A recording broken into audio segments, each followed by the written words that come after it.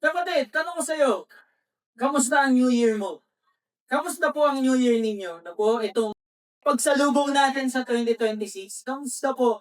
Ano po nangyari? Ano po sa inyong tahanan, sa inyong pamilya? Paano nyo po sinelebrate ang New Year? Paano nyo po sinalubong ang taong ito? So, paano po? Kayo po ba ay lumabas at na-witness ang fireworks, no? Yan, Happy New Year!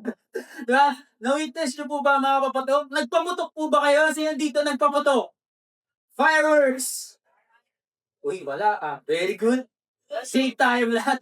Walang naputulan, no? Pero mga kapatid, di ba ang Pinoy hindi mapipigilan sa pagpapaputok, no?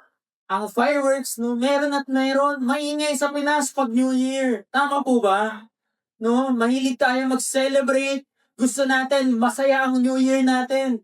Siyempre po kasi, panibagong taon ng Panginoon eh. No po? At siyempre, after ng putukan, pagkapasok sa bahay, ano po ang gagawin?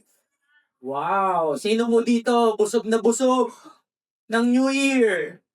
Sino dito ready na mag-init ng spaghetti? Nasimula pa nung Pasko. At ako kumain ng salad na wala pa Pasko hanggang ngayon, New Year at ang my birthday. Ay, nako, mayanda na agad. Kasi New Year pa eh, di ba? Marami po tayong pagkain. Blessed tayo, nagkainan tayo. Small man o malaking handaan, ano po, pinagpala tayo ng Diyos. Ano po, sinelebrate natin ng New Year. At meron nagputukan, meron nagkainan. Meron naman po ba sa inyo ay nagpahinga na? Chillax lang, no? Nakahiga lang. Uy, 12 o'clock na. O sige, yan na sila. Dito lang ako. Ano naman eh, pare-pares naman, kada taon eh, dito na lang ako, scroll lang ako. Marami po akong kilalang din po. Ano po, sila po ay team tulog. Tulog lang siya, New Year, maingay sa labas, siya po ay ang sarap ng tulog. Ganyan ka ba kapatid? Ganyan ka kalmado? No? Ang New Year mo ba ay nasa cellphone ka lang, nag-scroll pa heart lang ng mga bate? No po? Iba-iba po tayo. Amen po ba? O baka naman ikaw, kapatid, sa pagpasok ng taon, ikaw ay motivated. Ikaw ay merong New Year's resolution na noong 2018 mo pa ito New Year's resolution. Hanggang ngayon, wala pa rin. May New Year's resolution ka pa rin ba ngayon, kapatid? Amen, no? Meron maganda kasi gusto natin, tayo, mag-improve. No po, gusto natin magbago sa taong ito. No? Pero ang tanong, kapatid, may New Year's resolution ka, paano mo to gagawin, no? Ngayon bang 2026, kapatid, may plano ka na ba para sa taong ito? Do you have plans? Paano magsisimula? No, paano gagawin yung mga, mga workout, no? Yung mga diet. No, alam nyo, sa paglipas ng mga taon, nag-survey po sa mga New Year's resolution. At ito mo ang top 5 na pare-parehas lumalabas sa tao. Anong New Year's resolution? Ngayon taon, gusto ko mag-ipon, save more money, improve finances. Ganyan ka ba, kapatid? Amen, no? Ngayon taon, gusto ko mag-exercise, improve fitness. Amen, di ba? Gusto ko kumain ng healthy, hindi na puro mamantika, matatamis. Improve diet. Gusto ko mag-improve ang aking physical health. Mahirap magkasakit. Tama mo? Gusto ko mag-lose weight. Ganyan ka ba? Sino gusto mag-lose ng timbang? Sino nagda-diet? Sino dito nag-start na ng diet? Uy, January ball na eh. Diba? Medyo, na, ang bilis. Diba? Pero kapatid, wala pong masama dito. Okay po yan. Tama po? Improve ang finances, improve ang health. No? Wala pong masama dyan. Na po. Pero kapatid, paano natin gagawin? Yun po ang katanungan dyan eh. Paano natin gagawin? Paano natin uumpisahan? Di ba po ang hirap? No? O kayo po ay talagang pa kayo? Pump na pump. January pa lang eh. January, February. Nako, dapat consistent, no? And ito ang kailangan natin sa nakikita ko para po magawa natin yan. You need a plan. No? Pwede ko bang sabihin sa katabi mo, you need a plan. Kailangan natin magplano. Kailangan natin isaayos, no? Sino dito may goal? 2026 goals. Kapatid, kailangan mo ng plano para matupad yan. Para maging organized ang gagawin mo, para hindi ka ma-lose track. Tama po? You need a plan. No? Pero bakit ba kailangan natin magplano? Why do we need to plan? Una, change is inevitable. Ibig sabihin po, ang pagbabago sa mundong ito, hindi mo mapipigilan. Hindi maiiwasan. 'Di ba? Ang taon nga nagbabago eh, 'di ba? 2026 na. 'Di ba, pambihira, anong taon ka nabuhay, kapatid? Oh, 'di ba? Sa taong ito, sa buhay natin, hindi mapipigilan ang technology nagbabago, 'di ba? No? Ang mundo, ang mga tao nagbabago rin po, no? Now kailangan natin ng plano, no po, kung paano tayo nakakapag-adjust. Amen? Kailangan natin mag-adjust eh. Sanay ka na ba mag-adjust, kapatid? Lagi na nag-a-adjust, bro. Pero kailangan. Change is inevitable. Pangalawa, it gives us direction. No, naniniwala ka ba, kapatid, na ang taong may plano ay may patutunguhan? No? Totoo po 'yun, na ang tao 'pag may plano siya, meron siyang patutunguhan. No po, dahil it gives us direction. Parang 'pag may pupuntahan tayo, 'di ba 'pag may pupuntahan, kailangan alam natin kung paano, anong sasakyan natin, paano tayo pupunta do'n, gaano katagal ba yung biyahe natin. Kasi kung hindi, ano mangyayari 'pag di alam mong sasakyan? Maliligaw. Gusto mo ba maligaw sa taong ito? Hindi, ayaw po natin. Gusto natin ang 2026 natin, maayos ang patutunguhan. Di ba po? At pangatlo, it is a key to success. Gusto mo bang maging successful this 2026? O ayaw mo? Ay, naku, pambira. Sino gusto maging successful? Ang 2026 niya. Amen, di ba? Kailangan po ang plano. Di ba nga po, ang bahay, bago maitayo, ano ang kailangan? Merong plano. Di ba? Ang bawat team sa sport, meron siyang coach. Di ba? Na nagpaplano paano ang play. Para maging successful, para matalo ang kalaban, di ba? Ang mga events, no, para maging successful, para maging maganda. Di ba po, pinagpaplanuhan niya? Kailangan ng preparation. Ito po, ang bawat service sa church, di ba? Ang sarap mag-worship kanina, di ba po? Yun po ay pinaghandaan. May practice. No? It is a key to success. We need the plan. Sige po, palakpakan natin ng Diyos. Hallelujah! Sa Diyos ang pamumulit. So po, kailangan natin ng plano. No? At dahil pag walang plano, ano po ang mangyayari? Sabi po ng isa famous inventor, si Benjamin Franklin, ang sabi niya po, if you fail to plan, you are planning to fail. No? Kaya maganda, kapatid, na ngayon pa lang meron kang New Year's resolution. Kasi may plano ka magbago, di ba? Kasi kung wala plano, kapatid, wala. Hindi tayo magtatagumpay. No? Wala tayong patutunguhan. No? Ano bang sense? Di ba? Parang magiging ganun lang din. No? Walang magbabago. You are planning to fail. No? At alam niyo po sa Bible, meron din pong verse about planning. Meron din po pala. Di ba? Punta po tayo sa Bible. Ang sabi po sa Proverbs 19 verse 21, many are the plans in a person's heart. Marami po tayong plano sa buhay. Marami tayong gustong gawin sa puso natin. Deep down in our hearts, ito ang gusto mong mangyari. Or may gusto kang makuha, no po, sa puso mo. Na ngayong taon, baka naman, di ba, yun ang nais mo. May mga plano tayo, pero kapatid, ito ang tatandaan natin. It is the Lord's purpose that prevails. Sa lahat ng plano natin, tanging ang plano pa rin ng Diyos ang masusunod. Amen po ba? Totoo po. Kaya mas maganda sa taong ito, pag magpaplano tayo, planuhin natin kasama ng Diyos. At yan po ang pag-uusapan natin sa araw na to. Yan po ang life lesson natin, plan with God. Di po ba maganda na sa plano natin, kasama naman natin ng Diyos? No, na hindi lang puro pansarili yung plano natin, mas maganda kung isama rin po natin si Lord sa pagpaplano. Di ba po? Plan with God. Now, as we start the year, gusto mo ba you start the year right? Amen, no? Siyempre, mas maganda, tama yung umpisa mo. To start the year right, we need to plan with God. Now, ito po yung mga points natin. PLAN, as in plan. Ang una na po dyan, pray before you plan. Ako, pray before you plan. Kapatid, kung sinalubong mo ba yung taon, nagbagong taon ba, nanalangin ka? Nanalangin ka? O baka nalimutan mo ang Panginoon? Baka pag sapit ng January 1, cellphone pa rin ang hinawakan mo agad. Kapatid, nanalangin ka ba? Nakakaapat na araw na, baka hindi ka pa nagpe-pray. Kapatid, yung prayer na personal, Hindi po yung sa pagkain na, baka ang huli mong prayer yung kanina pa, di ba? Nung nag-worship, kapatid, nakaka 4 days na tayo. Nakaka 4 days na rin ang faithfulness ng Lord sa 2026. Di ba? Mag-pray tayo, magpasalamat tayo. Di ba po yung life lesson last week? Grateful heart. Ano po? Grateful heart. Magpasalamat tayo sa Kanya. Now, why do we need to pray?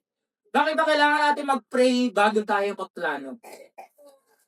Before everything starts, first things first, una sa lahat, kailangan natin mag-pray. Bakit po? Dahil to acknowledge God. To acknowledge God. Ano po ibig sabihin ng acknowledge? Di ba po naririnig natin yan sa mga event? No, pag may important person na present dun sa event. Di ba po na, okay, we would like to acknowledge our major sponsors. Di ba po mga ganun? Now, di po ba si Lord dapat din natin i-acknowledge? Nakakalimutan po natin. No? Dahil siya ang may major na ginawa sa buhay natin. No po, wala po ang lahat kung wala ang Diyos. Amen. Kaya dapat lang na-acknowledge natin siya. Na Lord, this 2025, Lord, grabe ginawa mo sa buhay namin. Thank you, Lord. We acknowledge you. No? And this year, Lord, we also acknowledge you. Kasi hindi namin kaya kung wala ka. Let's acknowledge God. At pangalawa po, bakit kailangan natin mag-pray? We need to ask for wisdom. Kasi po, ang plano natin, hindi natin kayang gawin po yan ng tayo lang. No? Kailangan natin ng gabay na nanggagaling sa Diyos. We need the wisdom that comes from God. Hindi pwedeng magmarunong tayo. Hindi pwedeng alam natin lahat. Di ba? Hindi pwedeng tayo lang ang gagalaw sa sarili natin. Kailangan natin ng Diyos. Kailangan natin ng wisdom na nanggagaling kay Lord dahil siya ang may alam ng lahat. Amen po?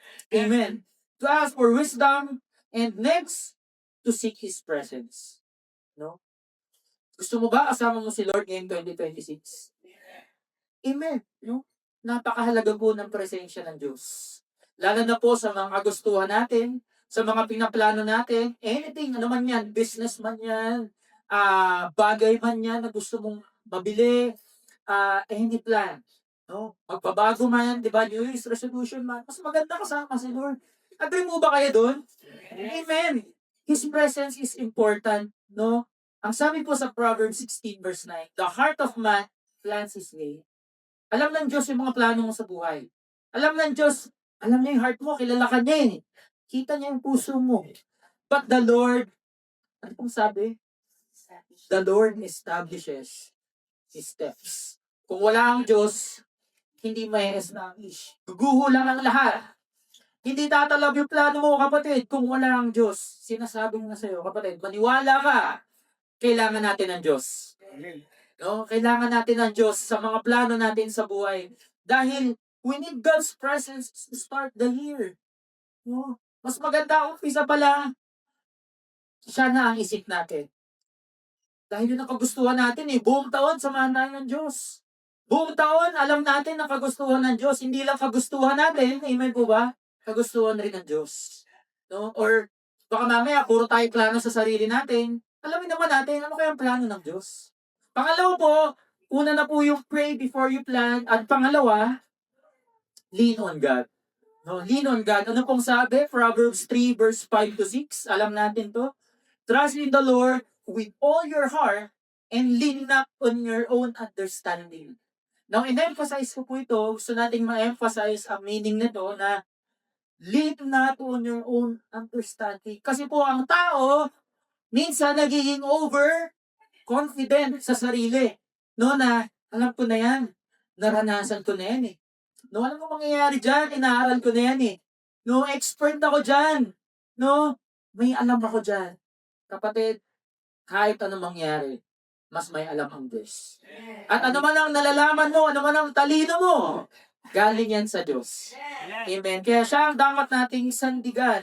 Sa Kanya dapat tayo umasa. Diba? In all your ways, submit to Him. And He will make your paths straight. No, magiging tama ang lahat. Magiging okay ang lahat pag sa Diyos tayo umasa. No po, now, tingnan natin maigi. Let's dig deeper. Ano ba ibig sabihin ng lean? No? Sabi sa Bible, lean not on your own understanding. Ano ba ibig sabihin? Sabi po sa dictionary, To lean is to rely on or place trust in someone or something. No? Um, to lean, ano ba ang Tagalog ng kapatid? Yung lean. Ano ang Tagalog? Ah, yan, no? Sandalan, no? Sandigan. Sa kanya ka umasa. Di ba? Mag-rely. To lean, no? No, kapatid, tanong ko sa'yo, no? Kanino ka nagre-rely sa oras na doon? No? Sa pagpasok ng taon, o sa mga nakalipas na taon, kanino po ba tayo umaasa? No? Kanino po? Now, ang tao, ang Pinoy, no? Meron pong mga nakaugalian yan na may kanya-kanya pong paniniwala, no? At baka kapatid, baka mamaya isa tayo dito, no? Sa pagpasok ng taon, dito po ba tayo umaasa? No? Uy, kailangan ko kompletuhin to. Uy, bilog-bilog. Uy, kulang ng isa. Bumalik ka doon sa maligi. Bumalik ka, hindi pwedeng pula. Kulang. Grabe, di ba? Baka ganyan sa lamesa nyo, ha? Di ba? Healthy fruits, di ba? Healthy fruits. Pero kapatid, narinig ko sa nanay ko, sabi niya, ang mahal ng mga prutas sa palengke. December 31, napakamahal. May mga tao pong namamantala. No? Uy, bili ng mga prutas to. Kaya, mahalan natin. Di ba? May mga tao, ano di ba? Bad motive, di ba? Mahalan natin. At ang mahal ang tao, bibili pa rin. No, kambira. Ganyan po tradisyon, di ba? Pamahi. No, nakaugalian, paniniwala. Di ba? At ito pa isa. Baka mamaya kapatid, ang lucky color. No? Sabi, wag ko daw to gawin. Malas. No? Baka kapatid, naniniwala tayo dito. Baka naniniwala tayo dyan. At naalala ko kapatid, meron akong kaibigan. Sabi niya, last year, ito sabi niya, hindi ako magta-travel ngayong taon to. Ayoko. Bakit? Kasi sabi ng Chinese, ano daw, mamalasin daw yung mga magta-travel. Ano daw, madidisgrasya daw. Pero ang sabi niya sa akin, pero Pinoy ako eh. Chinese yun eh. Ta-travel pa rin ako. At nag-travel po siya kung saan siya nakarating. Safe naman po siya. Wala namang nangyari masama. Wala namang aberya. No? At, alam nyo, ang tao minsan, dyan pumasa. No? Diyan po masyado nakakapit, no? Sa swerte. Swerte, kapatid, naniniwala ka ba sa swerte? Di ba? Huwag ka maniwala sa swerte, kapatid. Baka malasin ka. Di po. No, huwag tayong maniwala sa swerte. Hindi yung totoo yan. No? Wala rin pong malas. Wala po yan. Hindi totoo yan. No? Hindi totoo ang swerte. Ano po ang totoo at tunay? Blessed ng Panginoon, no? Sige po, praise to God, praise God. Hindi mo to ang swerte. Tanging ang pagpapala ng Diyos ang tunay. No? And as you look back, kapatid, makikita mo, 2025, ang dami kong blessings, ang dami nangyaring maganda, ang dami kong achievements. Kapatid, hindi swerte yun. Hindi po. Pabor ng Diyos yan sa'yo. No? You are blessed. No? Dahil ang Diyos natin, mabuti ang Diyos, tapat ang Diyos, pinagpapala niya tayo, wala pong swerte. Ang love po yun ang galing sa Diyos. Siya ang source ng lahat, mga kapatid. Hindi po totoo ang swerte. Now, the year will change, but the Lord is still the same. Do you agree? Amen? No? Sabi po sa Hebrews 13 verse 8, Jesus Christ is the same. Yesterday and today and forever. Ang Diyos na nagrao sa'yo ng 2025, ang Diyos na nag-bless sa'yo, nag-ingat sa'yo, nag-protect sa'yo, nagpaalala sa'yo ng 2025 at ng mga nakaraang taon. Kapatid, siya rin ang Diyos natin ngayon. Siya rin ang nag-iisang Diyos na sasama sa atin sa taong ito. No, hindi po nagbabago ang Diyos. Tao lang po ang nagbabago. Kung ano yung ginawa na sa inyo noong mga nakaraang taon. Kung sino ang Diyos nila David, nila Abraham, nila Isaac. Kapatid, siya rin ang Diyos natin. Kaya niyang gawin ng lahat. Makapangyarihan po siya. Siya po ay tapat. Amen po? Amen. Mabuti po ang Diyos natin. Hindi siya nagbabago. Kaya kapatid, let's put our faith in Him. Let's put our faith in Him. Now, una po, ang gagawin natin, manalangin. Pangalawa po, lean on God. No? Pray before you plan and lean on God. Pangatlo po, no, as we plan, di naman po pwedeng puro plano lang. Tama po? Kailangan may gawin din tayo. Act in faith. Po. Now, si James po sa Bible, may sinabi siya in James 2 verse 14 to 17, what good is it, my brothers and sisters, if someone claims to have faith but has no deeds?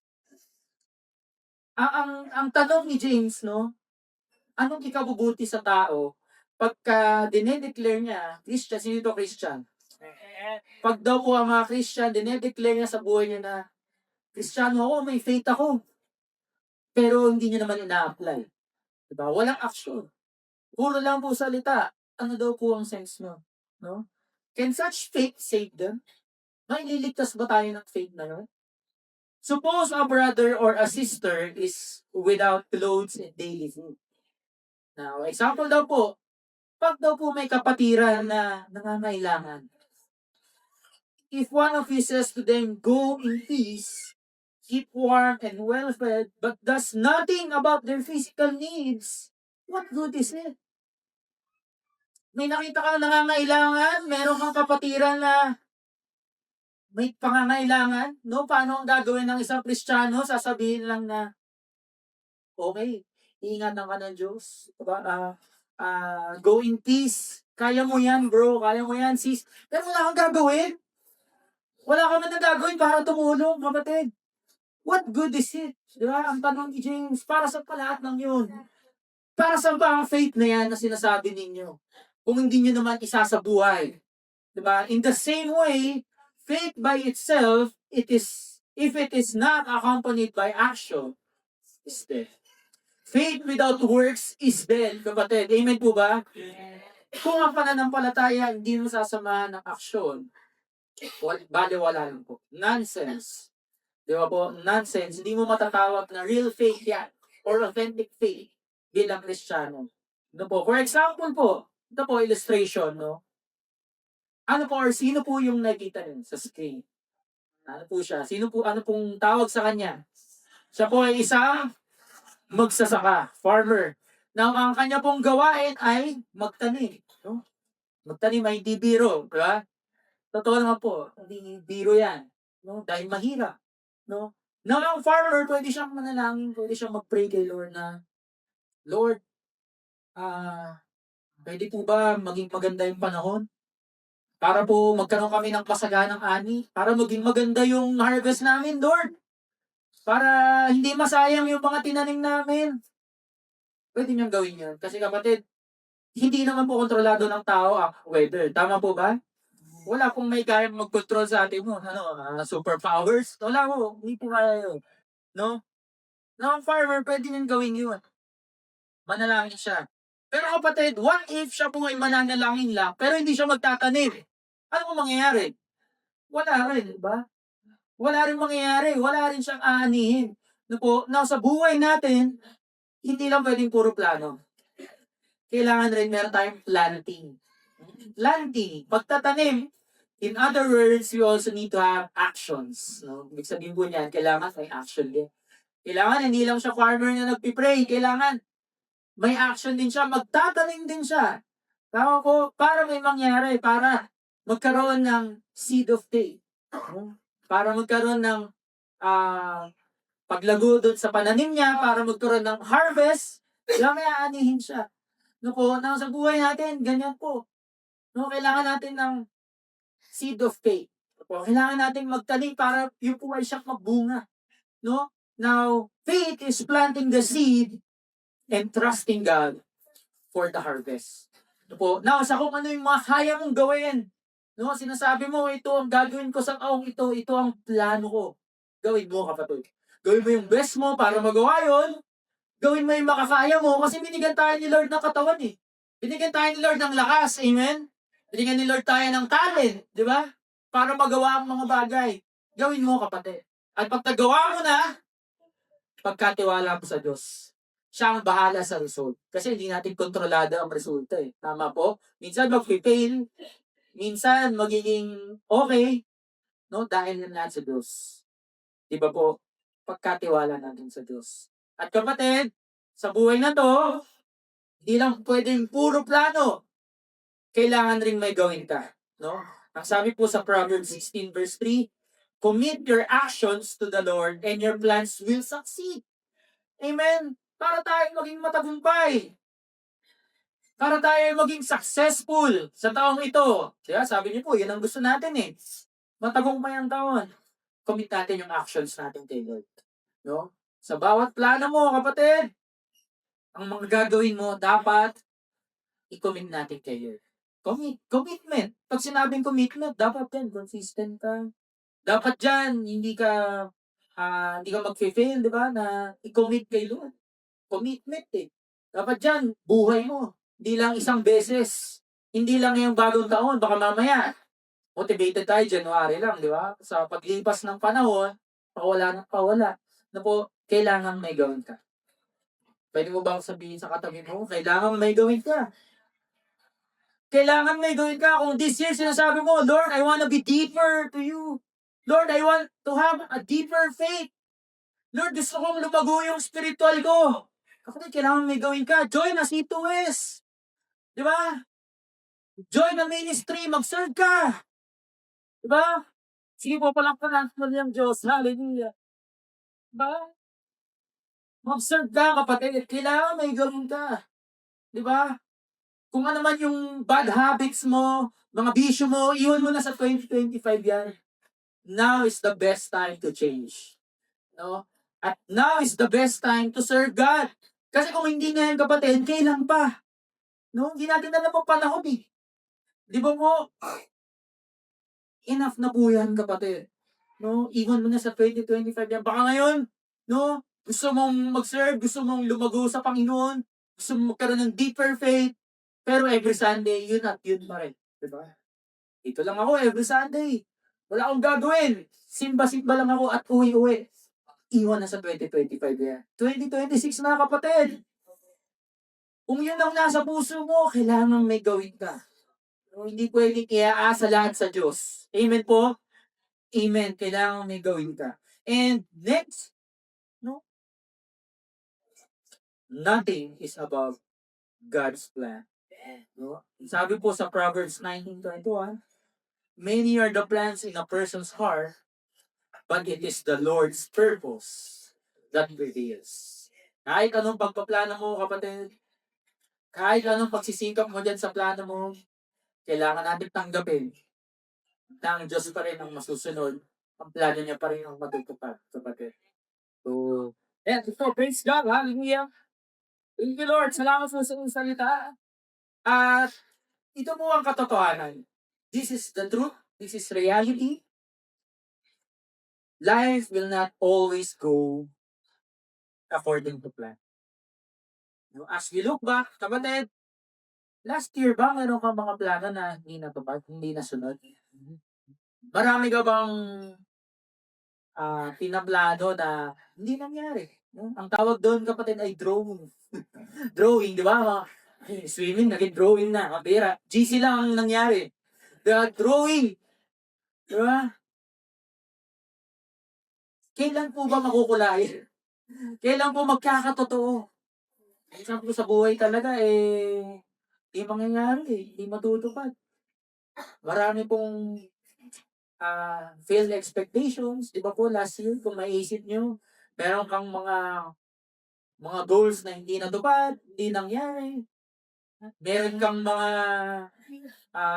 lost possessions, may mga nawala sa'yo. Hindi lahat ng pagkakataon naging masaya. Amen po ba? Maraming pagkakataon no, na tayo ay nag-fail, tayo po ay hindi natupad yung mga, maybe yung pangarap natin, di ba? Pero kapatid, hindi pa huli ang lahat. No?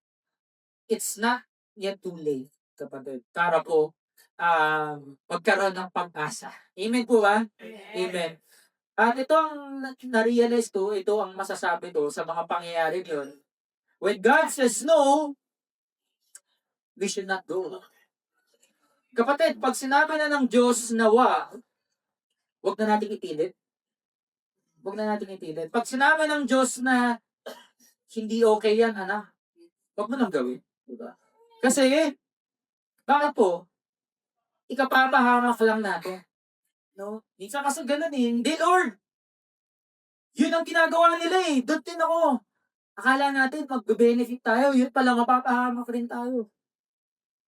Anak, hindi ko mabibigay sa'yo. Sasama ang loob natin. Diba? Lord, buong taon naman ako nag-serve. Lord, bakit hindi mo binigay sa akin yung gusto ko? Kapatid, when God says no, you should not go. At kung may mangyari man, kapatid, sa taong ito, nag-uusap po tayo about planning. Now, ito po ang sinasabi ko po sa inyo, ito po ang pinaparating ng Diyos sa atin na hindi po lahat ng plano sa buhay natin ay matutupad. Amen. At kung mangyari man po na hindi natupad ang pinaplano mo, dahil hindi pinagkaloob ng Diyos, kapatid, huwag po sasamahang loob. Huwag po tayong mawawala sa Diyos. Huwag po. Kasi po, meron pang mas best or mas better na pinaplano ang Diyos. No? Ano pong sabi sa Jeremiah 29:11? Ano po natin ito? For I know the plans I have for you, declares the Lord. Plans to prosper you and not to harm you. Plans to give you hope and a future. May plano ang Diyos na ikabe-benefit natin, na hindi natin ikakapapahamak, no po? Na madalas hindi natin nakikita. No po? Na Lord, bakit yung plano ko hindi natupad? The Lord has a plan for us. Plans to prosper us, not to harm us. Sa ikabubuti mo pala, kapatid, kung bakit hindi nangyari yun.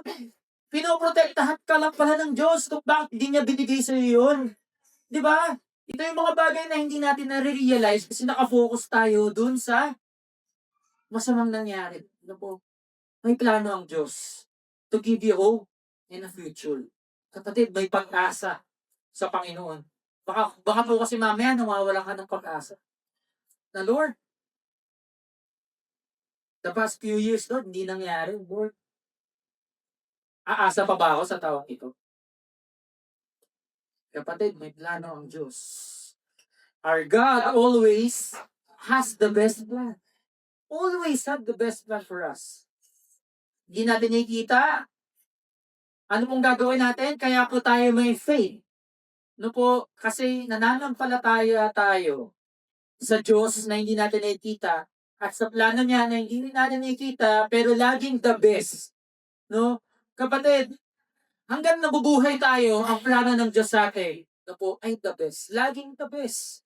No? Let's hope for the best. As we plan, no po, as we look back, Lord, di naman ang plano ko, meron the best na nakahanda si Lord.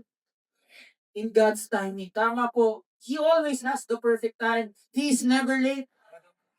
He is never late. Diba? At sa taong ito, mag-expect tayo sa Diyos ng greater things to happen. Diba? Now, ano pong sabi? Sige po, pangalaman ng Diyos sa kanang patuloy. Psalm 32 verse 5, commit everything you do to the Lord. Trust Him and He will help you. Magtiwala ka sa Diyos. Magtiwala ka, nasasamahan ka niya. At tutugunan ka niya, kapatid.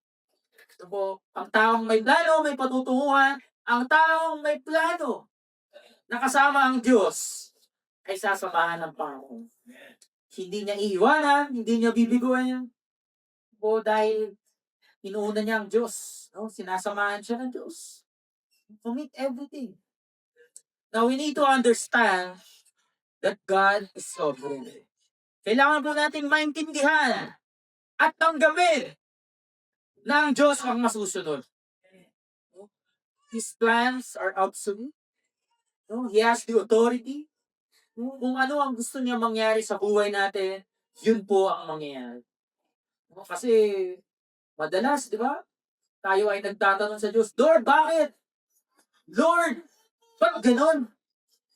Lalo na, mga nakaraang taon, or sa buhay niyo po, last year, iba po tayo ng naranasan. Lord, ba't di mo pinagkaloob yung nanais mong trabaho? Lord, bakit po may nawala, Lord? Lord, hindi ko matanggap. Pero ang plano ng Diyos, will ni Lord. Wala tayong nagagawa doon. Kailangan po nating tanggapin.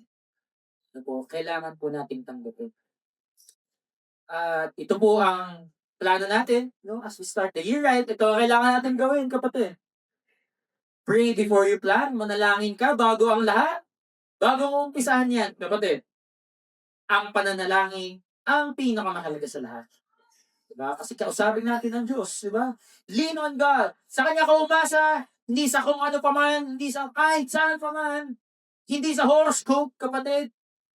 Huwag po, tanging sa Diyos lang. Act in faith. Hindi lang puro plano, no? Kailangan may action. Para maging authentic ang faith natin sa Diyos, kailangan may gawin din tayo. Po, at nothing is above God's plan. Kailangan din maintindihan at tanggapin na ang Diyos pa rin ang masusunod. Sa lahat ng plano natin, ang Diyos pa rin ang may last say. Po, kaya mahalaga, kapatid, let me with this 2026, are you ready to plan with God? Handa na ba tayo? Handa na ba tayo? Nagsabi sa Psalm 37:22, the steps of a man are established by the Lord when he delights in his ways. No, handa na ba tayo, kapatid, na sa taong ito, may plano tayo, pero paplanuhin natin kasama ang Diyos, isasama rin natin ang Diyos sa plan natin. At tatanggapin natin ano man ang maging resulta. Kaya ang pinakamahalaga ngayon, ano po, isuko natin sa Diyos. I-surrender natin kay Lord ano man ang nais natin para sa taong ito. Ano man ang next step natin. Iba po, alam ko po, marami na sa atin, meron ng mga goals, meron ng mga plano, may mga gusto nang gawin sa pag-uumpisa ng tao. Pero kapatid, ito ang unang gagawin natin. Isuko natin sa Diyos, ano man yan, i-surrender natin sa Diyos. Isang guni natin, no? Na Lord, correct my heart. Gusto ko po tama yung patutunguhan ko. Alisin niyo, Panginoon, ano man mali. Baka namaya may wrong motives tayo. Patanggal natin sa Diyos. Kasi, sabi dito, when He delights in His way. Diba? I-establish ni Lord ang mga tao, ang mga anak niya na matuwid. Diba? Na piniplease ni Lord kahit ano ang iplano. Diba? Mag-success man o mag-fail, i-glorify si Lord. No? I-honor si Lord at sasamahan ka ng Diyos na taong ito, kapatid. Lord God, we acknowledge your presence. Lord, you are here, oh God, with us. And Lord, continue to be in the midst of us. Patuloy po kaming samahan sa oras nito, Panginoon. And Lord, maraming salamat po sa inyong salita. And Lord, today, we honor you, Lord God. We praise your name, worship you, Panginoon. And Lord, maraming salamat po, Panginoon, sa inyong mensahe, Panginoon. Naintindihan po namin, Lord, na kailangan kasama ka namin sa pagpaplano namin. At para maumpisahan po ang taong ito, mas maganda po na i-acknowledge ka namin. Isama ka namin, Panginoon. Dahil, Lord, this year, we declare it, Lord God, that this year, ang taong ito ay hindi mo sa amin, Panginoon, kundi sa inyo. Sa iyo mo ang taong ito, Panginoon. Sa Diyos ang taong ito. Lord, that is what we declare now, Lord God. Lord, and the victory comes from you alone, Panginoon. Maitataguyod mo ang mga plano namin, Panginoon. Kayo po ang siyang sasama sa amin, Lord God. Kayo po ang magtatagumpay sa mga anak ninyo, Panginoon. Hallelujah, Lord. At kami po ilalabas sa lugar na ito. Blessed, O God. Kami po ilalabas sa lugar na ito. Alam namin ang gagawin namin, Lord God. At we're asking for wisdom, Panginoon, sa bawat pupuntahan namin, Lord God. Sa bawat gagawin namin, sa bawat iisipin at sasabihin namin, Panginoon, na may malugod po kayo. And Lord, samahan niyo po kami, Lord God, for this year as we start 2026, Lord God. All we want is you. All we need is you, Panginoon. Your presence, Lord God, is all we need.